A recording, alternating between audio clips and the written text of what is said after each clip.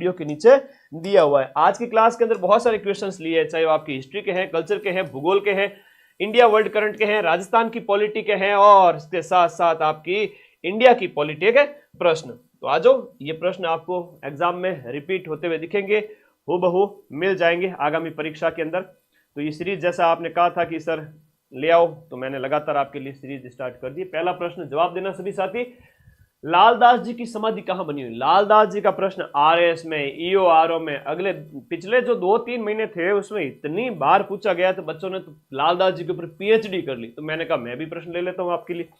तो बताइए मुझे आप, लालदास जी की समाधि के बारे में पूछा गया प्रश्न है। सबसे पहले मैं बात करूंगा लालदास जी का है वो जन्म कहां हुआ था, जाति से ये क्या हुआ करते थे, और इसके साथ साथ इनकी मृत्यु है वो कहां पर हुई थी, और मृत्यु के साथ साथ इनका जो मंदिर बना हुआ है ना, समाधि, मृत्यु और इनके साथ साथ हम बात करें मृत्यु और पीठ दोनों एक ही जगह पर है।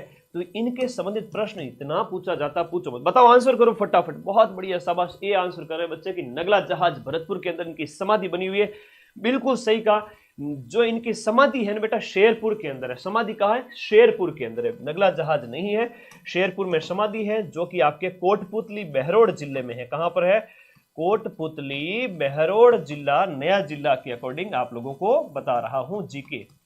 कोटपुतली बहरोड जिला, याद रखो यार, कोटपुतली बहरोड जिला। तो नवीन जिलों के अनुसार तो आपको पढ़ना ही पड़ेगा। तो कोटपुतली बहरोड जिला। नगला जहाज के अंदर सर क्या है, नगला में क्या है बता दीजिए। नगला के अंदर इनकी मृत्यु हुई थी, समाधि है वो आपके कहां पर है? नगला के अंदर। तो ये नगला जहाज जो है आपका ये भरतपुर के अंदर है। कहां पर है? नगला जहाज भरतपुर के अंदर है, ये भी याद कर लो। लो जी, इनके संबंधित प्रश्न आते हैं। एक ये पूछा जाता है कि ये क्या थे? जाति से मुसलमान थे, मेव जाति के मुसलमान थे। क्या थे? जाति से मेव मुसलमान थे। और कितनी बड़ी बात देखो, मेव मुसलमान होते हुए राम भक्त थे। क्या थे? राम भक्त थे मुस्लिम, लेकिन भक्ति किसकी करते थे? राम जी की भक्ति करते थे। और इनका जो जन्म है वो भी लिख दो, धौली दूब के अंदर होता है। जन्म कहां होता है इनका? धौली दूब। और धौली दूब जो है, आई लव दूब। गुरुजी सुबह सुबह दूब के ऊपर चलना मुझे बहुत अच्छा लगता। आई लव दूब, दूब से याद करो अलवर, आई लव अलवर। तो ये आपकी कहां पर हो गई? अलवर के अंदर होगी, याद रखिए। बहुत अच्छा प्रश्न है। अब बढ़िया तरीके से पढ़ो, शानदार तरीके से पढ़ो, ठीक है? ओके, आप बहुत अच्छे हो, मैं तो अच्छा हूं, आप लोग भी बहुत अच्छे हो, ठीक है? अच्छा, लखनऊ के लाडे तो तुम हो ही, इसलिए अभी पढ़ते नहीं हो, और पढ़ने वालों का तो नौकरी लगेगी। चलो, याद हो गया। धौली दूब के अंदर जन्म होता है, शेरपुर में क्या होती है? समाधि, नगला के अंदर मृत्यु और पीठ। ये प्रश्न सीधा सीधा परीक्षा के अंदर आता है, वेरी इंपॉर्टेंट। भाई जो नौकरी लगना चाहता है वो अपने इस चैनल को सब्सक्राइब कर देवे, है ना? मेरा आशीर्वाद तुम सबके साथ में। अपने इस चैनल को सब्सक्राइब करो, अपने सभी दोस्तों को जोड़ो। गुरुजी से आशीर्वाद पाने का सबसे बढ़िया रास्ता, जुड़ जाओ अपने इस चैनल से, ठीक है? आशीर्वाद, लग जाएगी नौकरी। हाँ, अगला प्रश्न देखिएगा, यहां बात करते हैं, क्योंकि ऐसी सीरीज में लाता रहूंगा, चिंता न करें। 4 हाथ वाले देवता के रूप में कौन से लोक देवता प्रसिद्ध है? कल्ला जी महाराज। कल्ला जी की बात करें, मीरा जी के भतीजे, मीरा जी इनकी क्या हुआ करती थी? बुआ हुआ करती थी। चित्तौड़ के तीसरे शाखे के अंदर वीरगति को प्राप्त हुए थे, चित्तौड़ का तीसरा शाखा। तो याद करो, चित्तौड़ का जो 3rd शाखा हुआ था, जिसमें केसरिया और जौहर दोनों हुए थे, कब की बात है? 1567-68, जब अकबर का हमला होता है, जयमल राठौड़ को अपने कंधों पे उठा करके लड़े थे, तो 4 हाथ वाले देवता के रूप में प्रसिद्ध हुए। इनकी एक पीठ है, याद रखिए, इनकी जो मंदिर है वो रनेला में बना हुआ है, रनेला शलुम्बर के अंदर। ये प्रश्न आता है कि बताओ रनेला शलुम्बर के अंदर इनकी क्या है जो मंदिर बना हुआ है? Very very important. यहां पर इनका क्या है? रनेला के अंदर, सलुम्बर रनेला के अंदर क्या है? पीठ है या इनका मुख्य मंदिर है? यह प्रश्न एग्जाम में पूछा जाता है, बार बार पूछा जाता है। इसके साथ साथ एक प्रश्न ये आता है कि सामलिया डूंगरपुर के अंदर भी इनका एक मंदिर है ना, तो वो भी याद कर लेना। कहां पर? सामलिया। तो ये जगह याद कर लो, इनसे संबंधित जो स्थान है। देखो, सब कुछ नहीं पढ़ना है एग्जाम के लिए, एग्जाम के लिए वही पढ़ना है जहां से सीधे सीधे प्रश्न एग्जाम में आ रहे हैं, इसके अलावा कुछ भी मत पढ़ो। तो सामलिया डूंगरपुर, रन्नला इनकी जो पीठ है या मुख्य मंदिर, आपके कलाजी भगवान, कलाजी महाराज, 4 हाथ वाले देवता, इनके संबंध में याद रखना। इनकी छतरी का प्रश्न कई बार एग्जाम में आता है कि जो कलाजी महाराज है इनकी छतरी कहाँ पर है, तो भैरव पॉल जो आपकी चित्तौड़गढ़ दुर्ग के अंदर भैरव पॉल है ना, भैरव पॉल चित्तौड़ दुर्ग, भैरव पॉल चित्तौड़ दुर्ग, वहां पर आपकी क्या बनी हुई है, छतरी बनी हुई है। तो ये बहुत ही प्यारा प्रश्न है, छतरी कहां पर है, मुख्य पीठ कहां पर है, कौन से साके में वीरगति को प्राप्त हुए थे, और 4 हाथ वाले लोक देवता कल्लाजी राठौड़। बहुत बढ़िया प्रश्न, आगे आ जाओ। फिर देखिएगा किणसरिया, किणसरिया जो नागौर के अंदर है, वर्तमान में नागौर में नहीं है, वर्तमान में है ये आपका डीडवाना कुचामन जिला, है ना। पहले अधीनस्थ बोर्ड का प्रश्न है, मैं एज इट इज उठा के लेके आया हूँ। डीडवाना कुचामन जिला, नया जिला, जहां पर देखो नया जीके पढ़ा रहा हूं यार। 1000 लाइव होने वाले, फटाफट शेयर करो सभी दोस्तों के बीच में। वेरी इंपॉर्टेंट, आपका किणसरिया जो डीडवाना कुचामन जिले में स्थित है, ये किस देवी का मंदिर है, ये क से किणसरिया, क से केवाई माता। एग्जाम में जो प्रश्न आता है वो है, ये है कि दैयाओं की जो कुल देवी है ना, दैया राजपूतों की कुल देवी कौन है, केवाई माता है। तो ये याद रखना, आपका दैया वंश की कुल देवी, दैया वंश की क्या है, कुल देवी। ये प्रश्न आता है परीक्षा के अंदर, बस इससे अलावा कुछ नहीं पूछा जाता। ये पूछा जाता है किणसरिया में किसका मंदिर है और ये किन की कुल देवी है, इतना प्रश्न एग्जाम में पूछा जाता है। यहाँ पर काड़ा गोरा भैरव की भी मूर्ति स्थित है मंदिर परिसर के अंदर। सुंदा माता जालोर हो गया, आई माता है तो जोत जलती रहती है, बिलाड़ा जोधपुर के अंदर, है ना। मोदरा या महोदरा माता है जो आपके, वो कहता है बड़े उदर वाली देवी, याद रखिएगा। भदर का संबंध किससे है, ये संस्कार से संबंधित है। आपके एग्जाम में जो सिलेबस में दे रखा है, राजस्थान का जो कल्चर है ना, राजस्थान की कल्चर के अंदर प्रश्न दे रखा है कि भदर क्या होता है। भदर का मतलब होता है, तो देखो किसी की मृत्यु हो जाए घर में, तो ये आपका जो है अंत्येष्टि संस्कार। जब किसी की मृत्यु हो जाए तो बाल काटे जाते हैं, मुंडन किया जाता है, उसे ही क्या कहते हैं, भदर कहते हैं। तो मुंडन या सिर के बाल काटना, ये भदर संस्कार कहलाता है, याद रहेगा सभी को। अगला देखो, कोटा का जो दशहरा मेला है, जो माधव सिंह प्रथम के समय में शुरू हुआ था, याद रखना है, माधव सिंह प्रथम के समय कोटा का दशहरा मेला बहुत इंपॉर्टेंट है, वेरी वेरी इंपॉर्टेंट है। कैथून कोटा का फेमस है, माधव सिंह फर्स्ट के समय में शुरू होता है, लेकिन उमेश सिंह सेकंड के समय में लोकप्रिय होता है। उमेश सिंह सेकंड के समय में लोकप्रिय हुआ था, बहुत फेमस हुआ था। एक मुझे कमेंट बॉक्स में बताओ कि दशहरा मेला है जो आपके कोटा का फेमस है, लेकिन इंडिया में दशहरा मेला कहां पर है। अगर हम बात करें आपके इंडिया में कहां का फेमस है, तो मैसूर कर्नाटक का बहुत प्रसिद्ध है आपका दशहरा मेला, याद करिएगा। घर बैठे किताब मंगा लेना 4th ग्रेड की, मेरी वाली बुक 7 अप्रैल को जो नया सिलेबस आया था उसके अकॉर्डिंग एक ही किताब के अंदर पूरा सिलेबस 5 दिन के अंदर अंदर आपके घर पे किताब आ जाएगी। 946097144550, ये जो व्हाट्सएप नंबर दिया हुआ है ना 1450 लास्ट में, इस पे व्हाट्सएप करना, पेमेंट करना, 5 दिन के अंदर बुक आपके घर पे आ जाएगी। मार्केट में जाओ उससे पहले आपके घर पे, बिल्कुल आपको डिस्टर्ब नहीं होना है, किताब घर पे मंगवा देना। और ये बैच जो अपना 4th ग्रेड का है 899 में, अभी भी शुरुआती 500 विद्यार्थियों के लिए अवेलेबल है, आज ही ज्वाइन कर लेना। बैच का लिंक इसी वीडियो के नीचे दिया हुआ है। हाँ जी, देखो पढ़ने वाली चीजें बहुत कुछ नहीं पढ़ना है, मैं फिर से कह रहा हूं। इस 4th ग्रेड एग्जाम की कट ऑफ 70% के आसपास और अलग अलग कैटेगरीज के अंदर 65% के आसपास रहने वाली है। 70% के आसपास जनरल ओबीसी वाले बच्चे आराम से सिलेक्ट हो जाएंगे। 60,000 में आप क्या एक्सपेक्ट कर रहे हो, है ना। 60,000 में कट ऑफ आप 70%, 72% लास्ट है, 70 के आसपास लग जाओ यार नौकरी। तो जो जिंदगी में जो सपना देखा था कि रोल नंबर वाली पीडीएफ के अंदर नाम आना चाहिए, ये सुनहरा मौका है। इससे इतना मोटिवेशन मिलेगा कि आप आरएस भी बन जाओगे। दिमाग में इतना होता है ना कि मनोबल इतना बढ़ जाएगा कि आप बड़े एग्जाम की भी तैयारी कर लोगे। यार मैं एग्जाम निकाल लिया, गवर्नमेंट एग्जाम निकाल लिया, निकाल लो यार, है ना। जयपुर में स्थित जो आपका, यहां बात करें जयपुर स्थित जो आपका गोविंद देव जी मंदिर है, गोविंद देव जी जो मंदिर है वो कौन से संप्रदाय से संबंधित है। देखो गोविंद देव जी जो मंदिर है वो आपका गौड़ीय संप्रदाय की संबंधित है ना। एक होता है वल्लभ संप्रदाय, भगवान श्री कृष्ण के बाल रूप की जिसमें पूजा की जाती है वो वल्लभ संप्रदाय होता है, और ये है आपका गौड़ीय संप्रदाय। तो गौड़ीय संप्रदाय की पीठ कहाँ है, गोविंद देव जी मंदिर आपका जयपुर के अंदर है। सर अब की बार आईफोन मेरे अच्छा आईफोन तो फिर पटवार वीडियो बैच का स्टूडेंट होना चाहिए, माइंड मैप का लैब असिस्टेंट बैच का स्टूडेंट होना चाहिए, रीट बैच का स्टूडेंट होना चाहिए। अब 4th ग्रेड वाले बैच को तो मैं सम्मानित कर सकता हूँ, आईफोन दूंगा तो फिर मैं इतने पैसे कहाँ से लाऊंगा। कुछ बैच के लिए घोषणा की हुई है, लेकिन मेरा आशीर्वाद सबके साथ में नौकरी लग जाओ, वो आईफोन से भी बड़ी चीज है। आईफोन सब है, कोई बात नहीं, है ना। टॉपर को तो दे ही सकता हूँ, ओके, टॉपर को दे दूंगा, चिंता मत करो, ओके। तो गौड़ीय संप्रदाय जयपुर, जयपुर के राजा, जयपुर के शासक के रूप में फेमस है, कौन है आपके गोविंद देव जी भगवान प्रसिद्ध है। देखो आगे बात करें हम, अनेक खिड़कियों और झरोकों से सुसज्जित, अपन तो सीधी बात करें किसकी, खेतड़ी महल।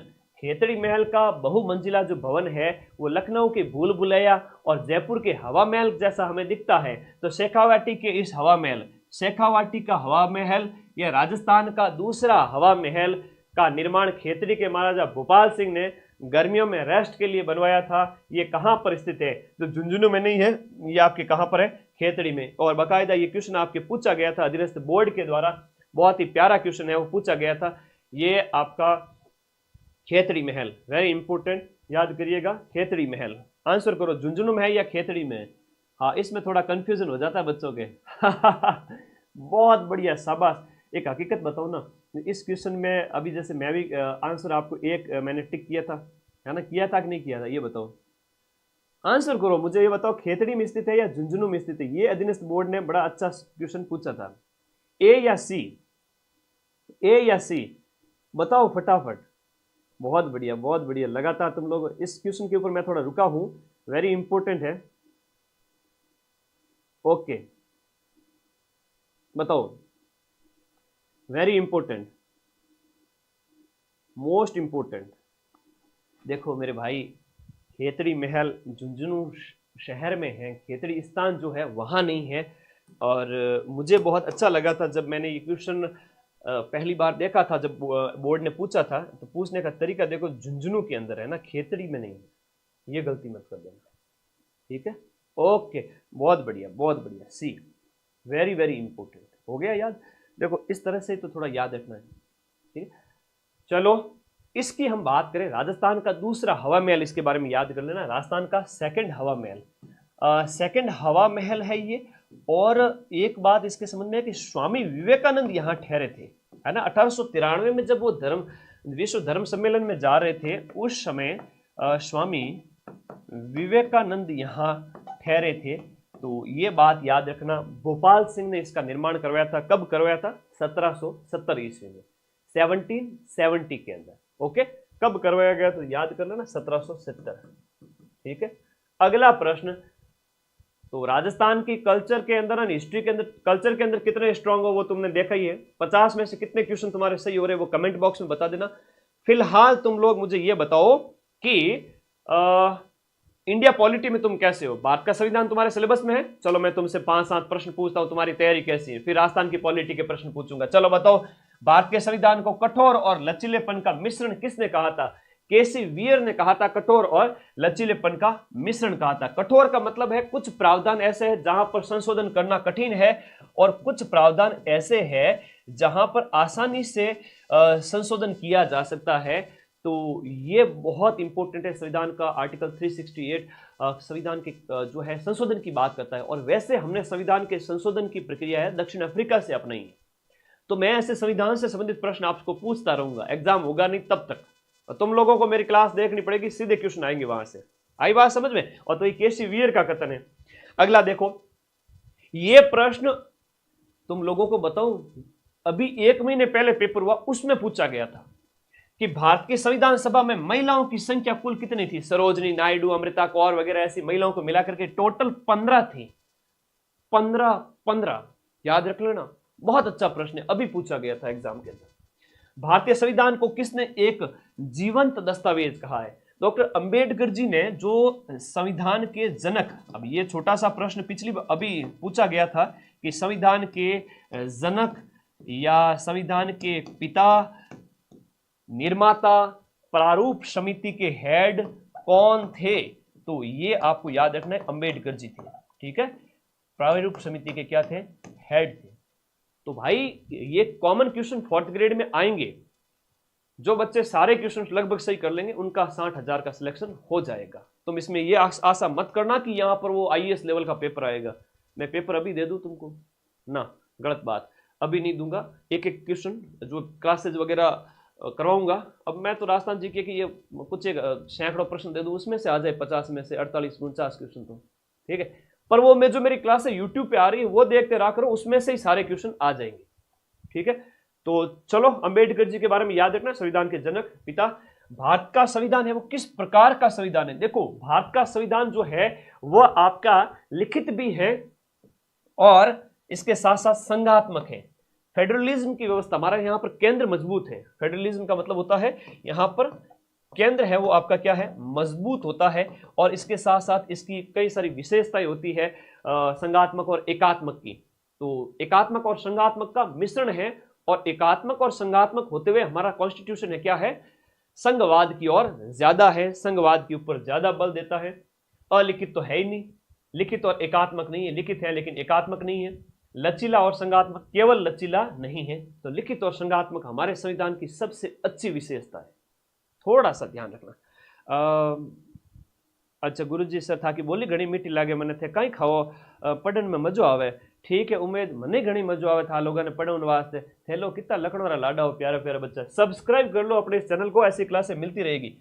अब ये क्वेश्चन मैं लिखवा रहा हूं, यहां से सीधा क्वेश्चन आएगा कि संविधान सभा की जो अंतिम बैठक है वो कब हुई थी। देखो, अंतिम बैठक तो 24 जनवरी हम बात करें 1950 को हुई थी। ये बहुत अच्छा प्रश्न है। 24 जनवरी 1950 कॉन्स्टिट्यूशन की लास्ट बैठक हुई थी। और हम बात करें तो आपके 9 दिसंबर, एक डेट याद करना, 9 दिसंबर 1946 हम इसकी बात करें, वेरी इंपॉर्टेंट है। 9 दिसंबर 1946 इस दिन हुई थी भारतीय संविधान की फर्स्ट बैठक।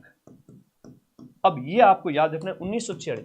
तो सर समय कितना लगा, ये क्वेश्चन आ गया आपके एग्जाम के अंदर। 2 वर्ष 11 माह 18 दिन, 2 वर्ष 11 महीने 18 दिन पढ़ने से दिमाग का विकास होता है, ठीक है ना, आदमी इंसान बन जाता है, तो नौकरी भी लग जाती है। समय लगा, रीले देखने से दिमाग खराब होता है, तो इंस्टाग्राम यूट्यूब की रीले मत देखा करो, पढ़ाई किया करो। कितना समय लगा? 2 वर्ष 11 माह 18 दिन का समय लगा। पहली बैठक 9 दिसंबर 1946 को हुई। एक प्रश्न ये आता है, अध्यक्ष कौन थे संविधान सभा के? जो हम बात करें फर्स्ट अध्यक्ष, वो सच्चिदानंद सिन्हा थे। ये प्रश्न आता है, सच्चिदा, या फिर आगे बढ़ जाऊं बिना पढ़े, ऑप्शन बता दूं सारे के सारे? हाँ, सच्चिदानंद सिन्हा ये अस्थायी अध्यक्ष हुआ करते थे, लेकिन 11 दिसंबर को ही आपके स्थायी अध्यक्ष मिल गए थे, राजेंद्र बाबू, राजेंद्र प्रसाद स्थायी अध्यक्ष बन गए थे, स्थायी अध्यक्ष। तो स्थायी अध्यक्ष थे और ये थे क्या, अस्थायी। तो अस्थायी तो सच्चिदानंद सिन्हा याद कर लेना, और स्थायी का पूछे ना तो राजेंद्र प्रसाद जी कर लेना। पहली मीटिंग आपके 9 दिसंबर को, 2 वर्ष 11 माह 18 दिन का समय लगा। 24 जनवरी 1950 को संविधान की अंतिम बैठक हुई, और 26 नवंबर को अंगीकृत, अधिनियमित और आत्मार्पित किया गया। यह प्रश्न अभी पूछा गया था कुछ समय पहले। 26 नवंबर 1949 को भारत का कॉन्स्टिट्यूशन अंगीकृत किया गया, अपनाया गया,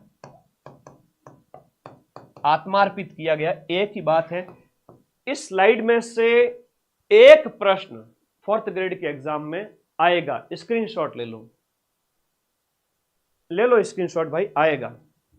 अभी से तैयारी करो तो लैब असिस्टेंट में सिलेक्शन हो जाएगा क्या? हर्ष पूछ रहा है।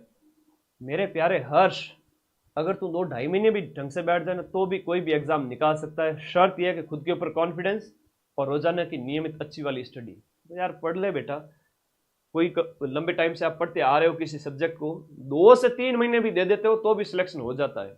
हमने तो निकाले हैं 2 से 3 महीने या कुछ कम टाइम में भी एग्जाम, क्योंकि लंबे समय से पढ़ते आ रहे थे। कभी कोई एग्जाम नजदीक आया, फाइट किया, निकल गया। तो वो चीजें हमने फेस की है। आप लोगों को एक चीज बता देता हूँ, खूब समय है, आप लोग क्यों नहीं करते हो? समय बर्बाद करना है बस। जब कोई राज्यपाल राज्य के राज्यपाल पद धारण के साथ साथ यदि अन्य राज्य के राज्यपालों के रूप में भी पद धारण करता है एक राज्य के अलावा, तो उसके उपलब्धि और भत्ते के विषय में कौन निर्णय करता है? राष्ट्रपति है, वो आदेश अवधारित करेगा, आप राजस्थान के साथ साथ यूपी का भी राज्यपाल आपको बनाया गया है, तो राष्ट्रपति उसके वेतन भत्ते वगैरह सब निर्धारित करेंगे। ठीक है, एप्लीकेशन के अंदर रोजाना लाइव क्लास आ रही है वीरू, रोजाना लाइव क्लास आ रही है। आप ऐप के अंदर क्या करो, जम के पढ़ो ऐप के अंदर, और यूट्यूब पे प्रैक्टिस करो। और ये जो किताब है ना 4th ग्रेड वाली, ये हर बच्चे के पास में होनी चाहिए। भारतीय संविधान में राज्य मंत्रिपरिषद का उल्लेख किस भाग और अध्याय में किया गया? राज्य मंत्रिपरिषद मतलब कि स्टेट की जो आपकी मंत्रिपरिषद की बात कही गई, जो कि 15 गुना से ज्यादा नहीं होगी, उनकी पर बात कहा गया है ना।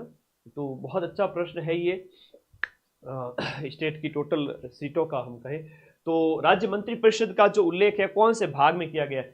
भाग 8 अध्याय 4 के अंदर 163 से, लिखो संविधान के अनुच्छेद 163 से 167 तक, अनुच्छेद 163 से 167 तक, मूल रूप से 395 अनुच्छेद है ना, तो उसमें ये अनुच्छेद बताया गया राज्य मंत्रिपरिषद के संबंध में। 163, 64, 65, 66, 67, ये 5 अनुच्छेद मंत्रिपरिषद के बारे में याद रहेंगे।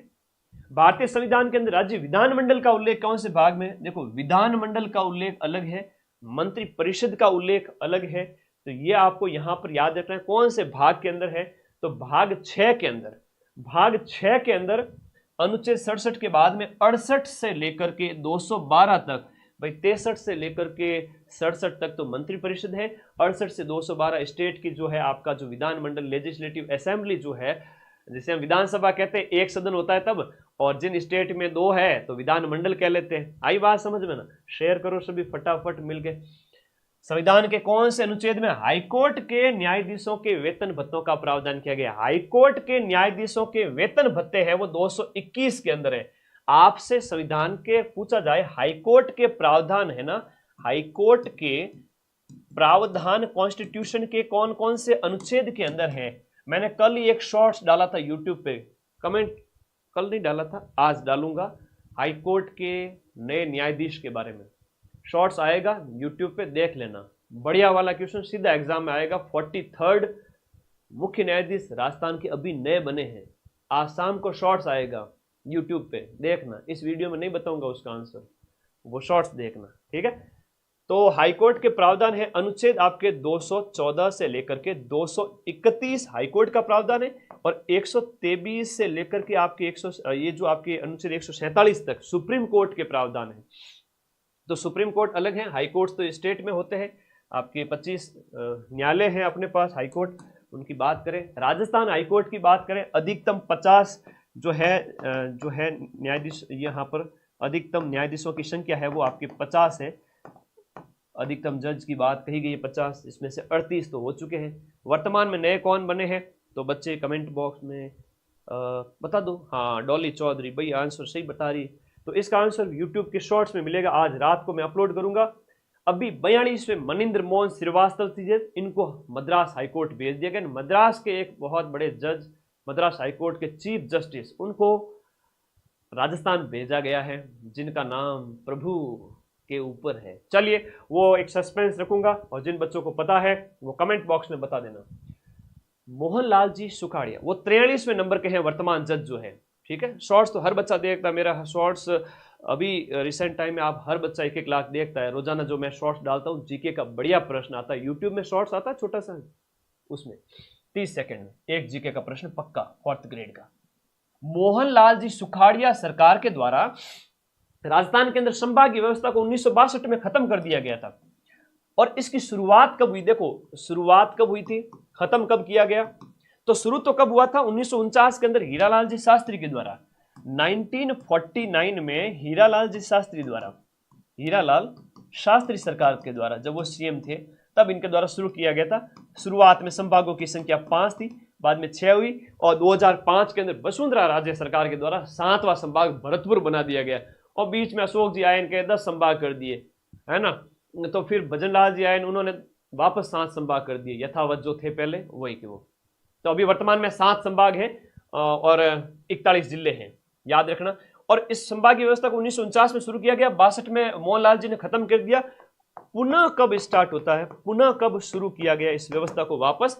तो लिखिएगा, हरिदेव जोशी सरकार के द्वारा 1987 के अंदर, हरिदेव जोशी सरकार के द्वारा सीएम हुआ करते थे, उस समय 1987 में वापस से आपके संभागीय व्यवस्था को शुरू किया गया। अंतिम संभाग 2005 में बना था और बीच में ये जो समितियां बनना, ये लफड़ा चल ही रहा था, तुम लोगों को पता ही है, ठीक है।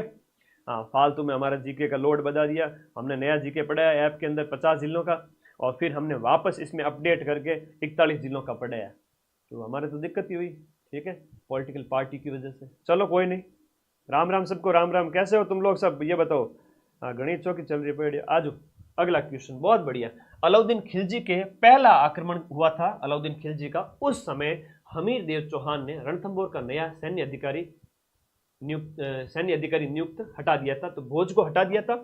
ये भीम सिंह और धर्म सिंह हमीर के सेनापति हुआ करते थे, हमीर के सेनापति, जिसमें भीम सिंह की क्या हो गई थी, मृत्यु हो गई थी जब आक्रमण हुआ उस समय, और नुसरत खां वगैरह अलाउद्दीन के सेनापति हुआ करते थे। इसमें एक प्रश्न आपको याद रखना है कि जो अलाउद्दीन का हमला होता है 1301 ईस्वी में, कब होता है, 1301 ईस्वी में। इसने मोहम्मद शाह और कै हब्रू को शरण दी थी। हमीर ने किसको शरण दी थी, मोहम्मद शाह, और एक व्यक्ति था कै हब्रू, जो ऑप्शन में नाम लिखा हुआ ना, वही कै हब्रू। इन दोनों को क्या दी थी, हमीर के द्वारा शरण दी गई थी। और हमीर के द्वारा जब इनको शरण दी गई थी ना, तो अलाउद्दीन खिलजी ने हमला किया था कि मेरे दुश्मनों को तुमने शरण कैसे दे दी। तो 1301 ईस्वी में हमीर के ऊपर हमला होता है अलाउद्दीन खिलजी का, क्योंकि अलाउद्दीन खिलजी थोड़ा डाकी टाइप का आदमी था, राजपूतानी की रियासतों को जीतना चाहता था। 1301 में हमीर के ऊपर हमला, ये जैतर सिंह का बेटा था हमीर, और हमीर के ऊपर कई सारे ग्रंथ लिखे गए हैं, है ना, हमीर महाकाव्य, नयन चंद्र सूरी, अच्छा प्रश्न एग्जाम में आता है। और 1303 में त से चित्तौड़, तो हम जो अलाउद्दीन का हमला 1303 में होता है वो चित्तौड़ पर होता है।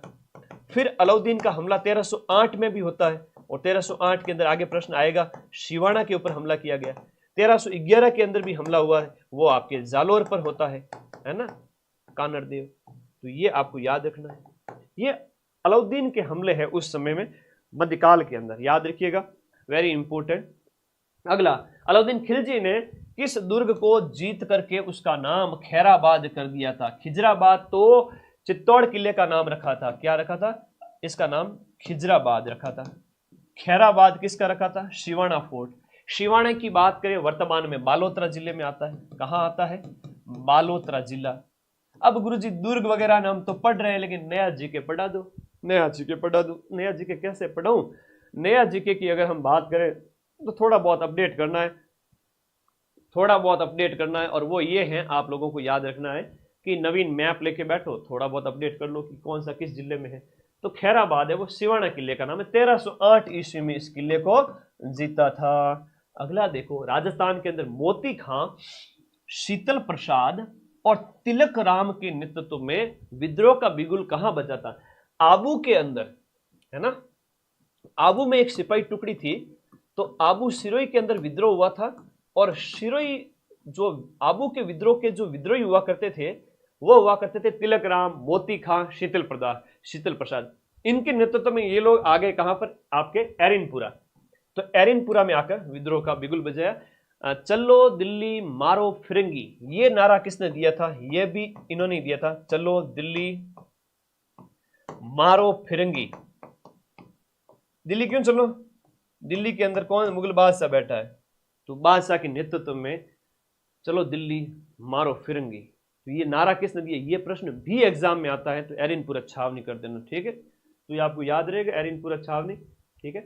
पाली और सिरोही, वहां पर इन्होंने बिगुल बजाया था, और वो आगे थे। 21 अगस्त को विद्रोह किया था, कहां पर किया था, ये जो विद्रोह है वो आपका 21 अगस्त को होता है। वेरी वेरी इंपॉर्टेंट क्वेश्चन है, मोस्ट इंपॉर्टेंट। एरिनपुरा के अंदर 21 अगस्त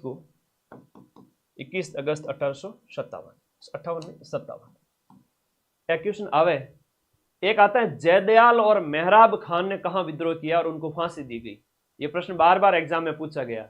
एक बीकानेर का शासक जो है वो आपका सरदार सिंह हरियाणा तक लड़ने चला गया, ये अंग्रेजों के प्रति सहानुभूति को दिखाने के लिए। उसे टीबी परगना और वो गांव कुछ दिए गए तो राजी हो गया। ये क्वेश्चन एग्जाम में आते हैं। जयदयाल और मेहराब खान है कोटा के विद्रोही थे, कहां के थे, जयदयाल और मेहराब खान। ये प्रश्न भी बार बार पूछा जाता है, जयदयाल और इसके साथ साथ मेहराब खान, जयदयाल और मेहराब खान ये कोटा के विद्रोही सैनिक थे और इन्हें फांसी दी गई थी। और ये बढ़िया क्वेश्चन एग्जाम में आता है। एग्जाम निकालने के लिए ज्यादा नहीं पढ़ना पड़ता है, एग्जाम निकालने के लिए वो चीजें पढ़ो जो परीक्षा में पूछी जाती है, बाकी पढ़ना नहीं है, सिर्फ पढ़ करके छोड़ना है। 1897 ईस्वी में बिजोलिया के किसानों ने जो गिरदरपुरा गांव में एकत्रित हुए थे, गिरदरपुरा जगह है बिजोलिया किसान आंदोलन के अंदर, जो गिरदरपुरा गांव में किसान इकट्ठे हुए थे और महाराणा से मिलने के लिए, मेवाड़ के महाराणा फतेह सिंह से मिलने के लिए नानजी पटेल और ठाकरी पटेल को भेजा था। ठीक है, ये वेरी इंपॉर्टेंट है, आप लोगों को इसमें याद रखना है। ठीक है, नानजी पटेल और ठाकरी पटेल। 1897 में बिजोलिया किसान आंदोलन शुरू होता है और 1941 तक चलता है। 44 वर्षों तक चलने वाला भारत के सबसे बड़े किसान आंदोलन के अंदर एक जो है प्रताप समाचार पत्र के अंदर खबरें छपती थी और इसका नेतृत्व जो है आपके विजय सिंह पथिक ने किया था दूसरे चरण के अंदर। लेकिन इसके जनक का नाम आपसे पूछा जाए तो साधु सीताराम दास है। कौन है? साधु सीताराम दास। तो साधु सीताराम दास के मतलब पहला जो चरण था उसको कोई नेतृत्व था नहीं। दूसरा चरण 1915 के बाद में चलता है ना। ये तो 1897 से लेकर के 1915 तक रहे थे, हालांकि नेतृत्व विहीन था पहला चरण। फिर विजय सिंह जी पथिक आ गए, फिर वो भी दूसरे चरण में छोड़ के चले गए, मनमुटाव हो गए थे नेताओं के साथ में। तो ये 1897 से 1941 तक चला था। एक चौरी कर का प्रश्न बहुत आता है, चौरी कर, और एक आता है आपका चौरी कर के साथ साथ एक आता है तलवार बंधई कर। तलवार बंधई कर, ये प्रश्न छोटे छोटे हैं, बार बार पूछे जाते हैं। ये इसी आपके बिजोलिया ठिकाने के अंदर यहां बात करें चौरी और तलवार। तलवार बंधई कर है वो पृथ्वी सिंह के द्वारा लिया गया था, जिसका विरोध किया था जनता ने। और चौरी कर है, चौरी कर वही बेटी की शादी हो रही है, टैक्स देना पड़ेगा। तो ये आपका चौरी कर कृष्ण सिंह के समय, चौरी कर आपका कृष्ण सिंह के समय तो लोगों ने विद्रोह किया था। ठीक है, बहुत अच्छा। 1903 के अंदर, ये 1903 के अंदर, ये 1906 के अंदर, ये ध्यान रखना, बहुत इंपॉर्टेंट डेट है, बार बार पूछा जाता है। 1903 और ये 1906, ये बार बार प्रश्न आता है। टैक्स लगाया गया था जनता के ऊपर, चौरी कर और तलवार बंधाई गई। तलवार से पृथ्वी को जीता जाता है और राधा कृष्ण रुक्मणी उनकी छौरी याद करो, आगे बढ़ो। अंग्रेज अधिकारी मिस्टर ट्रेंच, ये किस राज्य के राजस्व विभाग के हेड थे? उदयपुर राज्य के हेड हुआ करता था ट्रेंच। और बेंगू के अंदर हम ट्रेंच कमीशन की बात करते हैं, 19 ट्रेंच कमीशन की हम बात करते हैं ना, वो आपका कब का है? 1923 का। बेंगू किससे संबंधित है? ठीक है, बेंगू से संबंधित है।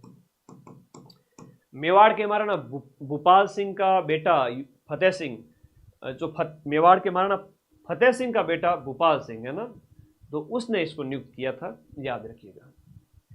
पी सत्यनारायण राव समिति, ये पी सत्यनारायण राव समिति 1958, इस समिति ने जयपुर को राजस्थान की राजधानी बनाने की सिफारिश की थी। और यह प्रश्न आता है, इसके संबंध में कौन सा कथन गलत है, आपको यह पूछा गया है।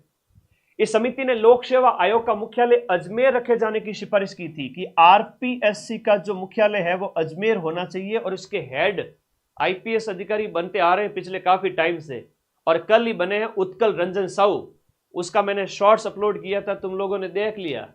वहां से जीके का सीधा प्रश्न आएगा। तो छोटे छोटे जीके के 4th ग्रेड के मैं शॉर्ट्स डालता रहता हूँ, देखते हो कि नहीं देखते हो? अच्छा लगता है ना? 30 सेकंड के अंदर एक जीके का प्रश्न पक्का हो जाता है। तो ये आरपीएससी तो कहाँ है? अजमेर में है। और हाची बात बताओ तो महुआ 5 किलोमीटर दूर ही है। ठीक है, आरपीएससी के हेड का जो ऑफिस है ना, अटे नजदीक ही, अटे बोले बस स्टैंड रखने थाने बताऊँ तो मारवाड़ी मायने। ठीक है, घनी बार जाऊँ जन देखो बटे तो आगे प्लेट चेंज होती रहे। मैंने कहा यहाँ बैठे आला अधिकारी वो संजय श्रोत्रिय थे, फिर कैलाश चंद मीणा हुए, और अब आए हैं कौन? उत्कल रंजन साहू। ठीक है, आरपीएससी के चेयरमैन के घर तो मत आना कभी, आरपीएससी वो थोड़ा सा आगे है जयपुर रोड पर। ठीक है, तो चलो ये याद रखो। इस समिति ने हाईकोर्ट जोधपुर रखे जाने की सिफारिश की थी। ये आपका यहां पर सही है बिल्कुल। हाईकोर्ट की जयपुर पीठ को समाप्त करने की बात कही थी इसने, जोधपुर रखे जाने की बात कही थी। इस समिति ने कृषि विभाग का मुख्यालय उदयपुर रखे जाने की सिफारिश नहीं की थी। यह कथन गलत है। एक शंकर देवराय समिति का प्रश्न आता है एग्जाम के अंदर। क्या आता है?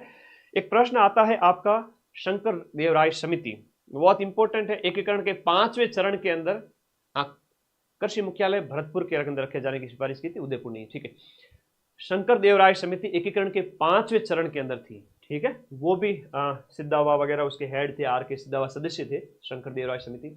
ये इंपॉर्टेंट है। ठीक है, तो पी सत्यनारायण राव समिति, राजधानी जयपुर।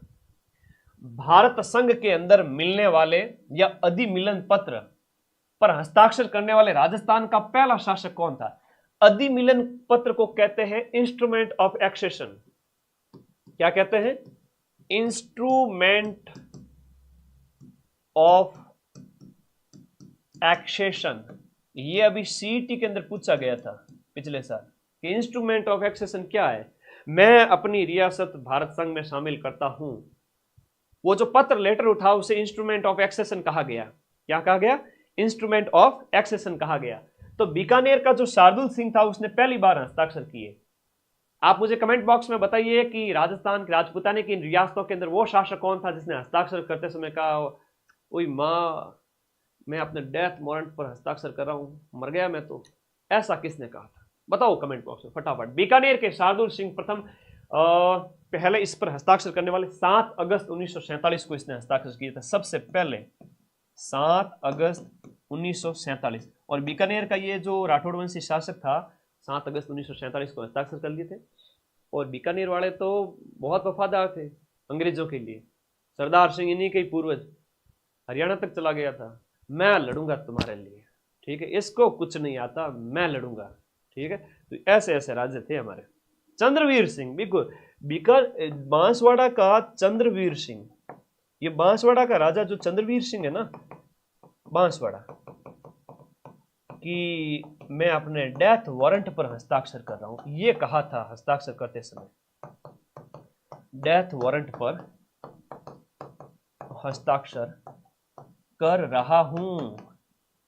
ठीक है, जोधपुर वाले तो पाकिस्तान के साथ मिलना चाहते थे, धौलपुर वाले यूपी के अंदर जाना चाहते थे। ऐसे बहुत सारे, हालांकि वो तो देश के अंदर ही था, पर ये आपको बात याद रखनी है। हाँ ठीक है, ओके। अगला प्रश्न, डूंग जी जवार जी जो रिश्ते में तो चाचा भतीजा लगते थे, क्या लगते थे? क्रमशः चाचा जी और भतीजा जी। तो चाचा भतीजा थे, ये सीकर के बिठोट पाटोदा के जागीरदार थे। बिठोट पाटोदा के जागीरदार थे सीकर के। और रॉबिन हुड कहलाते थे 1857 की क्रांति के। क्या कहलाते थे? Robin hood. रॉबिन हुड मतलब एकदम दबंग टाइप के आदमी। नसीराबाद छावनी को लूटा था इन्होंने, और अंग्रेजों को लूट लूट करके सारा माल है वो गरीबों में, जनता में बांट देते थे। और भगवान के रूप में पूजे जाते हैं लोक देवताओं के अंदर डूंग जी जवार जी। ठीक है, इनके गीत भी गाए जाते हैं, याद रखिएगा। डूंग जी जवार जी बिठोट पाटोदा के जागीरदार थे। सीकर इंपोर्टेंट। 1857 की क्रांति के देवता भी इन्हें कहते हैं, क्योंकि जो जनता के लिए लड़े थे वो देवता के तुल्य हो गए। राजस्थान के अंदर भौतिक प्रदेशों की अवस्थिति का सही क्रम कौन सा है? भौतिक प्रदेशों की अवस्थिति के संबंध में पूछा गया है। देखो, भौतिक प्रदेशों की अवस्थिति, आगे देखो, उत्तर से दक्षिण, उत्तरी भाग से लेकर के दक्षिणी भाग, ये राजस्थान का जो मैप है, इस राजस्थान के इस मैप के अकॉर्डिंग ये बताना है कि शेखावाटी प्रदेश कहां पर है। देखो, सबसे पहले शेखावाटी लूणी, देखो इसमें ऑप्शन नंबर सी आएगा, क्योंकि शेखावाटी प्रदेश यहां पर हो गया। उसके बाद में विंध्यन प्रदेश, फिर लूणी बेसिन 3 नंबर पे, विंध्यन क्षेत्र है। और उसके बाद में जो आपका 2 नंबर 3 नंबर नीचे आ जाएगा लूणी बेसिन या गोडवाड़ जो बेसिन है वो वाला, अर्ध शुष्क मरुस्थली भाग का उसका भाग है। और लास्ट में माई का मैदान, ये 4 नंबर माई का मैदान है। वैसे राजस्थान के 4 भौतिक प्रदेश है। एक तो रेगिस्तान है, बीच में अरावली है, इधर मैदान है, और मैदान हो गया लगभग, और ये पठारी क्षेत्र है। रेगिस्तान के भी 2 भाग है। रेगिस्तान में भी एक तो सूखा प्रदेश है, शुष्क है, और एक है वो 25 सेंटीमीटर से 50 सेंटीमीटर के बीच में अर्ध शुष्क क्षेत्र। अर्ध शुष्क क्षेत्र के 4 भाग है, आपका गगर का मैदान, आपका शेखावाटी प्रदेश, नागौरी उच्च भूमि और लूणी बेसिन। और इसके 2 भाग है शुष्क प्रदेश के, पता है तुमको? शुष्क प्रदेश के 2 भाग है, रेतीला जो सैंड ड्यून युक्त क्षेत्र है, रेतीले टीलों वाला क्षेत्र, और सैंड ड्यून मुक्त क्षेत्र, रेतीला टीला मुक्त क्षेत्र और रेतीला टीला युक्त क्षेत्र शुष्क भाग में, और अर्ध शुष्क भौतिक प्रदेश के जो चार भाग हैं वो मैंने बता दिए। तो राजस्थान का ये भौतिक विभाजन याद होना चाहिए। इधर मरुस्थल हो गया, बीच में अरावली हो गई, फिर ये हाड़ौती का पठार हो गया और बीच वाला मैदान हो गया। तो ये थोड़ा याद रखना। अब देखो ये थोड़ा भानगढ़ की बात करें, अलवर का हो गया, सिरावास हो गया और बिलाली, ये कुछ भौतिक प्रदेश है, क्षेत्र है। तो ये आपके उत्तरी अरावली प्रदेश के अंदर स्थित है, याद रखना। राजस्थान की जलवायु दशाओं के संबंध में निम्नलिखित में से कौन सा कथन सत्य है? तो राजस्थान की जलवायु दशा है वो तापमान और वर्षा की चरम सीमाओं से युक्त है।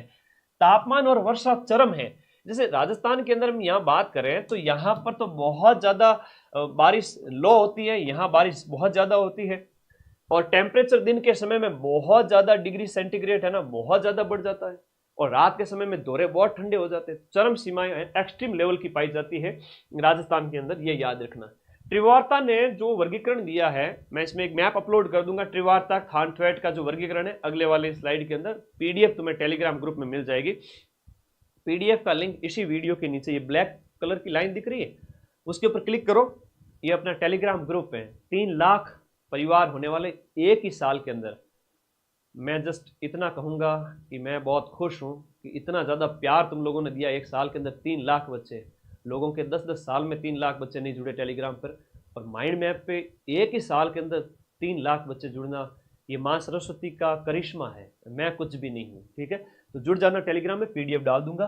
त्रिवार्ता के अनुसार CAW जलवायु वाले जिले कौन से हैं, और पूर्वी जिले, जो पूर्वी जिले हैं वो CAW है। अब त्रिवार्ता ने भी अलग अलग वर्गीकरण किया है, वो मैं मैप अपलोड कर दूंगा ताकि मैं अच्छे से समझ में आ जाए। थानथ्वेट वाला भी कर दूंगा, त्रिवार्ता का कर दूंगा, कोपेन का भी कर दूंगा। राजस्थान के अंदर सबसे कम जनसंख्या वाला जिला कौन सा है? सबसे कम जैसलमेर की जनसंख्या है, लगभग 6.25 लाख की जनसंख्या। कितनी है? 6,69,000। ये आपकी कहाँ की? जैसलमेर की जनसंख्या। फिर प्रतापगढ़ की आती है, वो आपके 8,67,000 के लगभग है, 8,67,000। ये प्रतापगढ़ की जनसंख्या सेकंड नंबर पे आता है।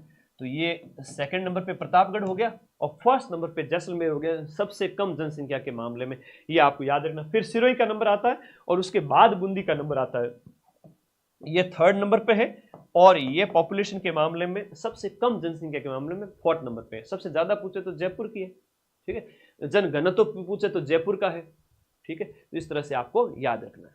खैर सारी बातें एक साथ नहीं करूंगा, मैं ऐसी मैराथन लाता रहूंगा बैक टू बैक, और जो 50 प्रश्न जो राजस्थान जीके के आते हैं उनमें से अधिकांश प्रश्न मैं यूट्यूब से तुम्हारे मिला दूंगा, और थ्योरी तो तुम ऐप के अंदर जो अपना 4th ग्रेड का बैच है वहां पढ़ रहे हो। राजस्थान के अंदर पुरुष और महिला साक्षरता लिटरेसी की जो रेट है वो कितनी है?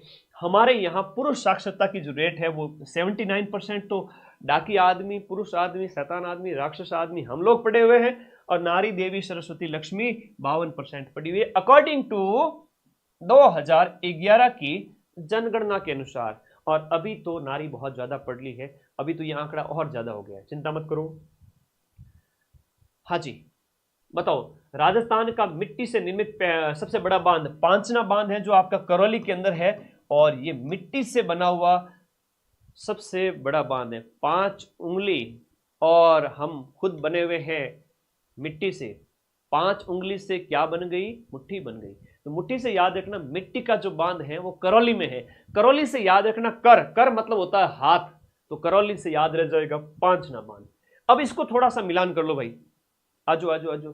चैनल ने सब्सक्राइब नहीं किया होगा बच्चे, सब्सक्राइब कर लो, गुरुजी का आशीर्वाद हमेशा साथ में रहेगा। नौकरी लगेगी इसी साल, क्योंकि नई नई क्लासें आएगी, नोटिफिकेशन कैसे मिलेगा? चैनल सब्सक्राइब नहीं किया होगा तो नोटिफिकेशन कैसे मिलेगा ये बताओ पहले तो। ठीक है, चलो इसको मिलान करो कि कौन सी नदी कहां से निकलती है। जैसे खंडेला की पहाड़ियों से आपकी जो नदी निकलती है वो कांतली नदी निकलती है, खंडेला की पहाड़ियां सीकर से। और ये जो 3 के सामने क्या हो गया? 1 आएगा, तो ऑप्शन नंबर 3 के सामने 1 भी अगर बाकी किसी में है नहीं तो ये ऑप्शन कट कर दो, ये ऑप्शन कट कर दो।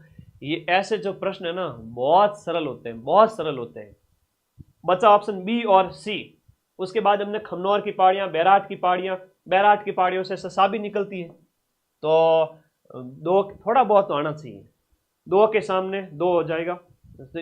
1 सेकेंड, बैराट की पहाड़ियां है ना, साबी नहीं है, बाणगंगा है ना, बैराट की पहाड़ी, सॉरी बाणगंगा नदी निकलती है, सेकेंड, बैराट की पहाड़ियों से बाणगंगा निकलती है। तो यहां पर 2 के सामने 4 हो गया, 2 के सामने 4, ऑप्शन नंबर बी हो गया। आराम से आंसर निकालो, आराम से आंसर निकालो, ठीक है। 3, अरे आंसर तो करो फटाफट, 3 4 1 2, 3 4 1 2। तो एक खमनौर की पहाड़ियों से होगी बनास, तो बनास संस्कृति जो है ताम्र संस्कृति है, मेवाड़ क्षेत्र में सभ्यता हमें वहां से प्राप्त होती है, खमनौर की पहाड़ियां वहां से राजसमंद से निकलती है। और उसके बाद बैराट की पहाड़ियां हैं तो बाणगंगा हो गई, खंडेला वो हो गई, सेवर की पहाड़ी से साबी निकलती है। तो ऑप्शन यहाँ पर 2 सही हो गया।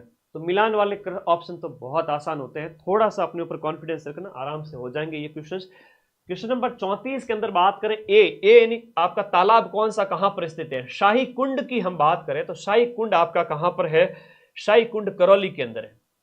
गैब सागर बहुत इंपॉर्टेंट है जो कि आपका डूंगरपुर के अंदर है। ए के सामने 2, 2 के बी के सामने 3, 2 3 2 3, ऑप्शन ए के अंदर सही है। रामेलाल तालाब, ये आपका रामेलाल तालाब सी के सामने आएगा, 4 नंबर सोजत के अंदर है। और पन्नालाल शाह का तालाब डी के सामने 1 झुंझुनू में। वो बहुत इंपॉर्टेंट क्वेश्चन है, और पन्नालाल शाह का तालाब है ना बहुत इंपॉर्टेंट है। पन्ना मीणा की बावड़ी और क्वेश्चन भी आवे, पन्ना मीणा की बावड़ी था लोगों ने कुछ भी नहीं आवे ना तो भी मैं था ना सर्टिफिकेट बना दूंगा, ये मेरा वादा है तुम लोगों से। इस चैनल पे पढ़ने वाले हर बच्चे को जो यहाँ चैनल सब्सक्राइब किया हुआ बैठा है उसकी नौकरी की गारंटी मेरी, क्योंकि एग्जाम में जो प्रश्न आते हैं वो मैं तुम्हें बता दूंगा। पन्ना लाल शाह का तालाब बताओ कहां पर है। पन्ना लाल शाह का तालाब नहीं, पन्ना मीणा की बावड़ी, सॉरी गुरुजी क्या तुम्हारे जोश में रहते हैं हमेशा, पन्ना मीणा की बावड़ी। और वैसे युवा हो जोश तो होना ही चाहिए। पन्ना मीणा की बावड़ी ये जयपुर के अंदर है, लो जी। और बाकी रानी जी की बावड़ी, नौलखा बावड़ी, खूब सारे अन्य प्रश्न भी अगली क्लास में लेके आऊंगा, ठीक है। अपना पढ़ाया हुआ तो 90% क्वेश्चन एग्जाम में आता ही है।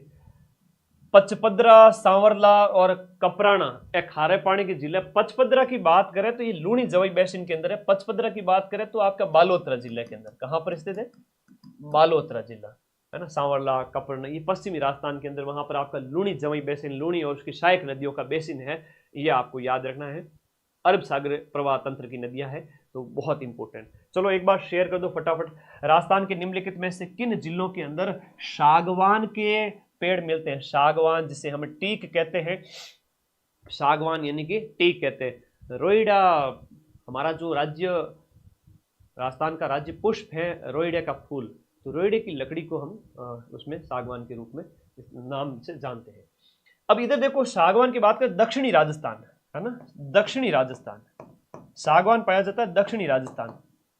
अब दक्षिणी राजस्थान में कितनी ऊंचाई पर पाया जाएगा, तो इसकी एक सीमा आपको याद रखनी है कि एक लिमिट है 250 से लेकर के 480 मीटर की ऊंचाई पर। दक्षिणी राजस्थान के अंदर 250 से लेकर के 480 जो मीटर है ऊंचाई पर। तो इन पहाड़ी इलाकों में थोड़ा आपका ज्यादा पहाड़ी की ऊंचाई की जरूरत नहीं, ठीक है, मीडियम 250 से 480 मीटर की ऊंचाई पर दक्षिणी राजस्थान में सागवान के वृक्ष पाए जाते हैं, टीक के वृक्ष पाए जाते हैं, ठीक है। ओके ओके, कितने राइट हो कमेंट बॉक्स में बता देना, तुम लोगों को कितना स्ट्रांग हुए हो। मैं जीके के भरपूर क्वेश्चन लाऊंगा और अगली क्लास तो इतनी धमाकेदार लाऊंगा, उसमें साइंस, जनरल साइंस के क्वेश्चन शामिल करूंगा, रोग है, भौतिक परिवर्तन, रासायनिक परिवर्तन वगैरह, है ना, बढ़िया बढ़िया क्वेश्चन। अगली बार ये 70% का टारगेट लेके आऊंगा, 120 में से 70 से 80 क्वेश्चन मैं पढ़ाऊंगा तुम्हें। किस प्रकार के वन है वो राजस्थान राज्य के अधिकतम क्षेत्र में आच्छादित। राजस्थान में सबसे ज्यादा एरिया पे पाए जाने वाले जो वन है वो मिश्रित पर्णपाती वन हो जाते हैं। यहां पर मिश्रित पर्णपाती वन है, कौन से वाले, मिश्रित पर्णपाती वन है, वो सबसे बड़े एरिया पे पाए जाते हैं राजस्थान के अंदर। राजस्थान में सर्वाधिक क्षेत्र पर निम्नलिखित में से कौन सी मिट्टी पाई जाती है। देखो राजस्थान के अंदर मिट्टियों का जो वर्गीकरण किया गया है वैज्ञानिक रूप से, मिट्टियों का वैज्ञानिक वर्गीकरण जो किया गया है, जो ये पश्चिमी राजस्थान है ना, वहां पर तो पाई जाती है आपकी एंटीसॉल, जैसलमेर वगैरह एंटीसॉल, और उसके बाद में पाई जाती है आपकी एरिडीसॉल। कौन सी सॉल, एरिडीसॉल। उसके बाद में एक पाई जाती है अल्फीसॉल, मैदानी क्षेत्र के अंदर अल्फीसॉल, और इधर पाई जाती है मेवाड़ क्षेत्र में इंसेप्टीसॉल, इंसेप्टीसॉल, सॉल। और एक प्रश्न आवे था कि हाड़ौती क्षेत्र में कौन सी मृदा पाई जाती है? वर्टिसॉल। वर्टिसॉल आपके हाड़ौती में, और मैदानों में ये वाली, और मेवाड़ वाले क्षेत्र के अंदर, और दक्षिणी राजस्थान के अंदर इंसेप्टी, पश्चिमी राजस्थान में ठेठ पश्चिम में एंटी।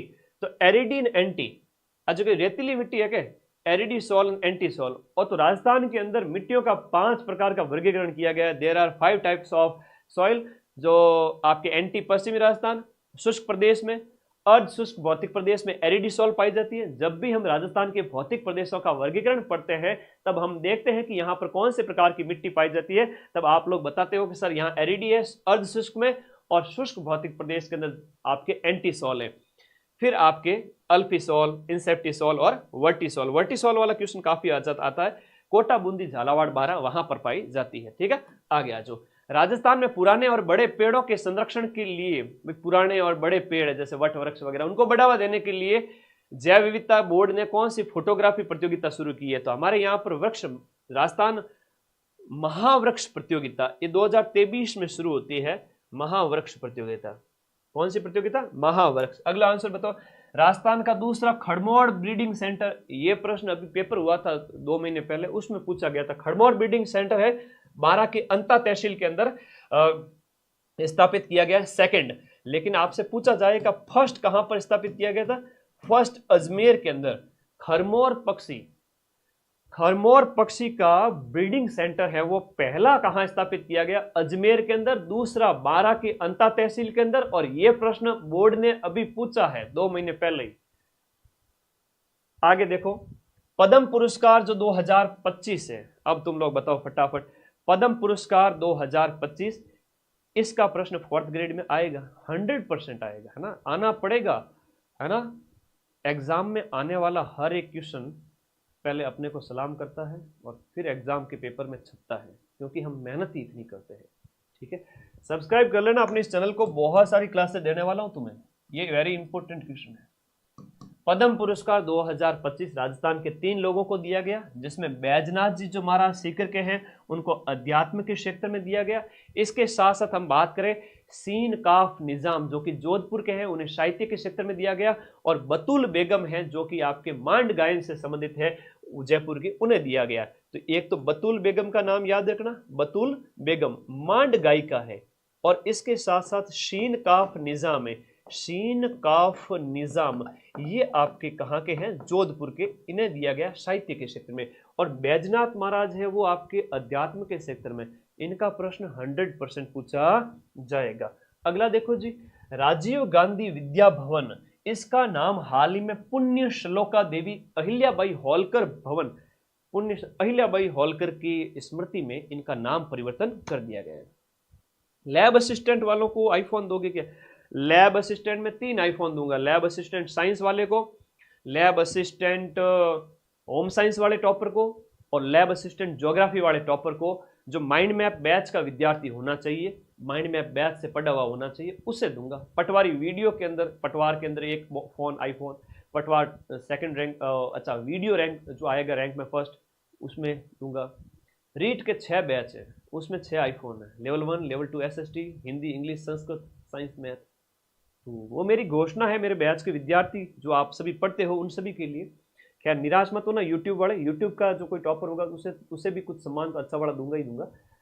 लेकिन बैच में अगर पढ़ रहे तो मतलब मेरे पर विश्वास किया है कि सर का पढ़ाया हुआ एग्जाम में आया है 90%, तभी बैच में पढ़ रहा है। और मेरे पे विश्वास करने वालों के लिए बहुत बड़ी बड़ी घोषणा है, चिंता मत करो, आप सभी पढ़ ही रहे हैं बैच के अंदर। मुझे नहीं लगता कि ऐसा कोई बच्चा नहीं है, मतलब बहुत कम बच्चे होंगे जो बैच के अंदर नहीं पढ़ रहे हो। खैर वो भी तैयार रहे, उनके लिए भी कुछ बड़ी घोषणा करूंगा। देश की सबसे बड़ी पुस्तक कहाँ स्थित? देखो अजमेर के अंदर जैन मुनि के ऊपर एक हाल ही में पुस्तक लॉन्च की गई। मैं मानता हूं कि बच्चों की मोटिवेशन के लिए अगर आप पेन की भी घोषणा करते हो ना तो भी बच्चा जी जान लगा लेता है। और यहाँ पर तो आईफोन की घोषणा है। रैंक 2 और 3 के लिए भी बढ़िया वाले अच्छे वाले फोन है ना, 15-20 हज़ार वाले अच्छे वाले फोन, रैंक 2 और 3 वालों के लिए, ठीक है। चलो ये मेरी तरफ से, मैं ये मानता हूं कि माँ सरस्वती का आदेश हुआ, मैंने घोषणा की है। बच्चों को बहुत मोटिवेशन मिलता है उससे। और हमें बचपन में जब कोई कहता ना तुम्हें 5 रुपए का पेन देते, पेन दे देंगे, टीचर ने ऐसा कहा था एक, तो हमने तो पेपर ही फाड़ दिया था। ऐसा दिमाग के अंदर बचपन से ये बात घुसी हुई है। हाल ही में किस राज्य ने अपना सैटेलाइट लॉन्च करने की घोषणा की है? असम राज्य ने अपना सैटेलाइट लॉन्च करने की घोषणा की है। भारत का पहला वर्टिकल लिफ्ट रेलवे ब्रिज, देखो वर्टिकल रेलवे लिफ्ट ब्रिज जो है, वर्टिकल लिफ्ट रेलवे ब्रिज वो पंबन ब्रिज है, पंबन ब्रिज है, जिसका उद्घाटन मोदी जी ने हाल ही में 6 अप्रैल को किया है। तो ये आपका कहां पर स्थित है? 6 अप्रैल को जिसका उद्घाटन किया है, पंबन ब्रिज कहां पर है बताओ? वेरी वेरी इंपॉर्टेंट है, ये तमिलनाडु के अंदर स्थित है। ओके, देखो करंट अफेयर्स की क्लास तो मैंने करवा दी, आप देख लेना यूट्यूब से, बार बार अलग अलग एग्जाम के लिए थोड़ी कराई जाती है। किस राज्य में अंत्योदय गृह योजना की शुरुआत की गई है? अंत्योदय गृह योजना की शुरुआत है वो आपके ओडिशा गवर्नमेंट के द्वारा की गई है। किसके द्वारा की गई है? ओडिशा गवर्नमेंट के द्वारा की गई है। फिर देखो अगला, अंत्योदय मतलब गरीब परिवारों को अन्न देना। हाल ही के अंदर एक सरहुल महोत्सव मनाया गया है, तो झारखंड, छत्तीसगढ़, उड़ीसा या असम, सरहुल महोत्सव की शुरुआत है आपके झारखंड के अंदर हाल ही में। इंडिया करंट अफेयर्स के 5 क्वेश्चन आपसे पूछे जाएंगे, तो वही आपके लेकर आया हूं। ठीक है, ठीक है। पटवारी बैच वाले बच्चे कह रहे हैं कि वो जून के बाद में, अभी जुलाई और अगस्त 2 महीने पड़े, अभी तो नोटिफिकेशन नहीं निकाला पुराना वाला कि भाई अपडेट करेंगे फॉर्म। तुम क्या सोचते हो कि 11 मई को पेपर हो जाएगा? नहीं हुआ था। अब आगे अगर सुविधा बैठी तो करवा देंगे, नहीं तो डेट और आगे बढ़ जाएगी। लैब असिस्टेंट का भी 2 नवंबर को दी है, सुविधा हुई तो करवा देंगे, नहीं तो डेट और आगे बढ़ जाएगी। तो कभी ये मत सोचो कि सर 1-2 महीना ही बचा है, तैयारी करूं कि नहीं करूं। तो पहले मार्च अप्रैल में तैयारी स्टार्ट कर दी होती तो पटवारी की आज पूरी तैयारी हो जाती। तो अभी भी लग जाओ, 2 महीने 3 महीने बहुत होते हैं। ठीक है, विद्यार्थी वर्ग इतना बड़ा होता है कि वो तैयारी नहीं करता है, डर जाता है, क्या करूं मैं इनका एग्जाम। तो शिद्दत से पढ़ने वाले विद्यार्थी का 1 से 1.5 महीने में भी निकल जाता है, अगर ढंग से 2-3 साल पहले पढ़ा हुआ हो थोड़ा बहुत। चलो, मुख्यमंत्री आयुष्मान आदर्श ग्राम पंचायत योजना के अंतर्गत 10 स्वास्थ्य संकेतकों हेल्थ इंडिकेटर में बेस्ट प्रदर्शन करने वाली ग्राम पंचायत को कितनी धनराशि दी जाएगी? 11 लाख रुपए। राजस्थान करंट, टीबी मुक्त, अब एक बार शेयर करो ताकि सभी दोस्तों को पता चले क्लास। टीबी मुक्त अभियान के तहत 2025 तक राजस्थान में कितनी ग्राम पंचायतों को टीबी मुक्त करने की बात कही है? 3355। 2025 तक 3355 ग्राम पंचायतों को हम टीबी मुक्त करना चाहते हैं। और बहुत अच्छा प्रश्न है, 2025 तक देश को टीबी मुक्त करने का लक्ष्य रखा गया। 2025 देश को, लिखिएगा 2025 तक देश को टीबी मुक्त करने का लक्ष्य है।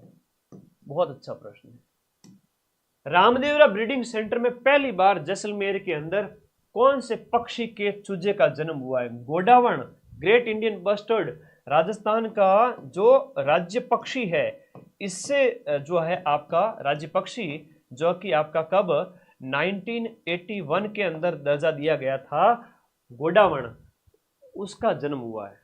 तो ये थी आज की शानदार शानदार जबरदस्त क्लास। कैसी लगी कमेंट बॉक्स में बता देना, चैनल को सब्सक्राइब कर लेना, आप सभी का सिलेक्शन हो जाएगा। आप लोग पढ़ते रहे, मेहनत करते रहे, बिंदास